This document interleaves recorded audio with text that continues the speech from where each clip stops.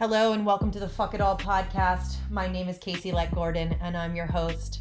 This week's bonus episode is about haters gonna hate. All right, let's jump in. My dear friend Kate Mullins is here with me today. Katie, welcome. It's good to be here. Thanks for having me. Of course, I've captured her. It's the week of Thanksgiving and I'm thankful for badass women in my life. And so she's here. We have coffee. We are in the guest bedroom and we're going to talk about an experience I had last week and the transformation that's happened since. It's a pretty big week. Yeah. So, okay, I'm going to pose a question to all of you listening. What is more important, to be adored or respected? For me, respected. For me, historically, adored. Shocker. Okay, so adoration for me, that is honestly defines so much of my experience. It's being malleable to the audience I'm with, making sure I'm saying and that they're hearing what they want to hear so that there's this love and overflowing. And I didn't realize it, but in hindsight, I think it's sometimes even at the detriment of respect. Interesting. And so talk to me about respect. What does that mean for you? I think maybe this doesn't say something nice about me, but I generally am not threatened or care if people don't like me. I don't know. 3, 2, 1. We got to do something better with that. No, I'm not recording. She wants me to re-record, and I'm not re-recording. So Kate's going to be a guest in a couple weeks, and we're going to dig into where that comes from. So I'll get back to the story at hand. Last week, I had a group of women came together, and it was a peer level feedback session on concepts or prompts that we had for the group. I went in with an expectation. There was a woman in my group who I've long admired and looked up to in the business community. I went into this, I attached myself to that expectation. If you can't tell from the story, it was that they were going to adore my ideas, adore me, and think everything I'm doing is absolutely amazing. And let's just say reality and expectation were different. Let's talk about how I would have normally reacted to that. I'm ready for it. Sulking, a couple days. My basket, I'm sitting on a basket, guys, that just fell in. Okay, so I normally would have taken it super personal. I would have taken that their feedback not was about my ideas, but about who I am. And that I think is an important distinction. I would have sat with it. I would have felt really down. Probably would have immediately fired off some text to or called some like girlfriends that would totally be in a, yeah, fuck them mindset. And I think it would have taken me off my game from what I'm building. I could have internalized all that. I made it a spiral of negativity. Yeah. And I didn't. And that was pretty transformational. So my process was a bit different this time around. Walk me through a case. So I am sitting on an 1.5-hour call, of which I have some very brilliant, very talented women sharing with me, with good intention, a lot of challenges with a potential business I want to build.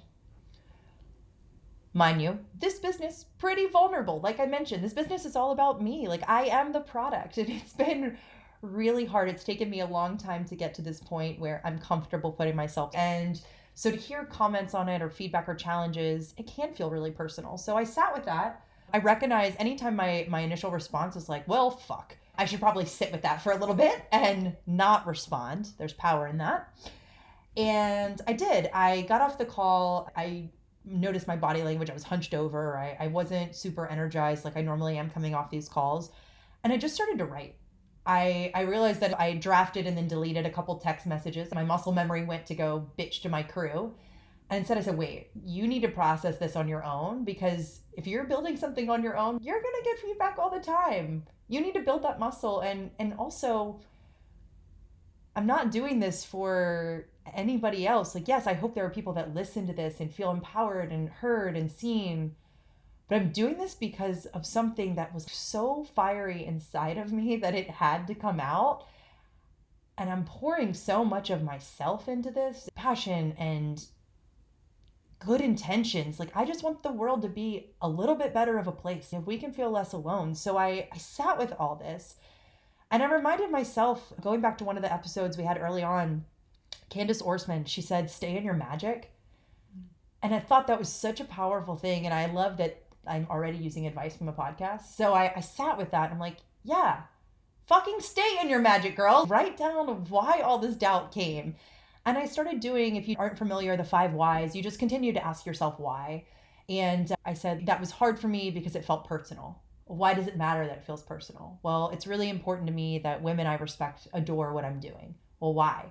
Well, because sometimes I feel like my ideas maybe aren't that valid and I look to others for advice. Why? And so just continuing to do that, I finally got to these root answers, very transformational truths. And I said, okay, that's fair. That's one person or two people's feedback on this experience over an hour and a half. They don't have all the context. They aren't me. They don't know my life. What can I learn from it? What was positive? What maybe represented truth, even if it was hard to hear? And then what of it am I going to just let go? And so I did. I won't lie, I did go to Home Goods and buy some holiday wrapping paper, which made me very happy. So I quickly, I moved through a process faster than I ever have. It normally would have probably been weeks and it would have shaken me till I'm not worthy. And instead it was maybe an hour. And I had drinks with a girlfriend Friday night. She put her hand on mine. She said, wait, you wrote this down, right? I want to hear this story. I was just in my job this week and something was totally fucked and I had an opinion and I didn't speak up and I should have said it because it was a better idea. And I thought that, okay, well, that's what we'll take next week. We'll share that truth. That was my process. No big deal. You mentioned this to me earlier. You said self-assured and self-confidence, they go hand in hand. Yeah, and I think that they do. Your self-confidence can be shaken, especially when you get feedback from someone who you respect. And I see where you're coming from there, but I think being self-assured is kind of the next level. I guess to use a personal example, in any of the work that I do, I put myself into it 100%. I don't half-ass anything, personal policy, but I think in the thing that you're building, you have good intentions, you are trying to fulfill a need, and you're putting everything that you have on the table, and you're making yourself very vulnerable in order to do that. And I think who can rock that? Who can challenge that? Because there's only good behind it. And so you should be extremely self-assured. Something you said there, self-assured versus self-confidence. Self-confidence or feeling confident, it's a state of being. That will waver. We will be confident some days or we'll have our confidence shaken. But self-assuredness is almost like a trait. Yes. And those are strength. Different. Yeah, it's like I have self-confidence, but I am self-assured. And what I think is really powerful is that your confidence can waver. And when that does, your self-assuredness will get you through to just the next day. And so I think that for me, I woke up Saturday morning and I'm like, okay, let's keep rolling. And that was, it sounds so silly maybe for those listening, but it was a very transformational moment in my life because in that moment in time, I said, I don't have to be adored. I want to be respected for what I'm building. And honestly, if I polarize some people, that means I have something to say. I said to my girlfriend on Friday, I said, I debated how to share this here because I don't want to sound like a total egotist or asshole. But I said, if I'm going to bet on anything, I'm going to bet on me. And just like you said, how I do one thing is how I do everything. Sometimes to a detriment. I'm going to go all in. And so when I set out to do something, no doubt I'll fall. No doubt I'll mess up. No doubt my first episode won't be as good as my 30th. All of those things. But to your point, I'm coming at it with, I'm going to pour everything I have into this. And I do have innate skills and talents and gifts that I know the world has to see. And it's literally pouring out of me. And so if that's the case, what a noble thing to fail at. That is where I'm at. And so I just think that, we had a girlfriend that said hey, Case, haters gonna hate. And I'm like, you know what? Haters gonna hate. That's true. Because failure in this case isn't threatening because it's always going to be growth. Yeah. Failure isn't threatening because it's always going to be growth. I love that. I think that's where we wrap. Okay. All right. Cutscene. Cut. This is Casey Gordon, Kate Mullins, who's going to be a guest in the next coming weeks. I hope you all tune in. This is the Fuck It All podcast. It is Thanksgiving. And so with that, I'm very grateful. I'm very grateful that I am a woman in this moment in time. I'm very grateful for this community and safe space to tell stories that matter.